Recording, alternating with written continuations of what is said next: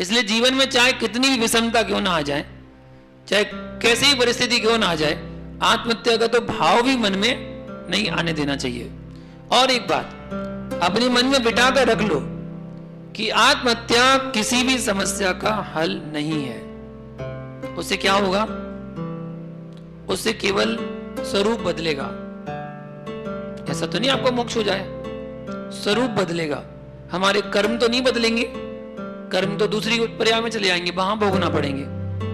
वे कहीं ना कहीं जाकर के हमें भोगना ही पड़ते हैं। इसलिए ऐसी परिस्थितियों में आत्महत्या का विचार कभी भूल कर भी नहीं लाना चाहिए। ऐसा लिखा है कि जीवन भर तपस्या साधना करने वाले व्यक्ति भी अंत में अपने भाव बिगाड़ लें तो उसका सारा पुण्य भी पाप में परिवर्तित हो सकता है। इसलिए आत्महत्या करना निश्चित रूप से एक बहुत बड़े क्लेश की परिणति है। इसलिए ऐसी परिणति से अपने आप को बचाइए। मन में कभी ऐसा भाव भी ना आने दीजिए। आप जो करने वाला है वो तो करके चला जाता है। अब वो सोचता है मैं समस्या में छुटकारा पा लिया, लेकिन नहीं, उसने वो तो चला गया, अपने पूरे परिवार को परेशानियों में डाल गया, समस्या में डाल गया।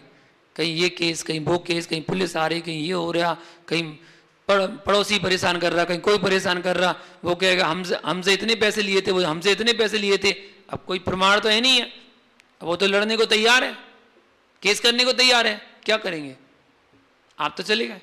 तो भैया ऐसी समस्या का समाधान आत्महत्या नहीं है, तो भूल कर भी उसके लिए कभी सोचना भी नहीं।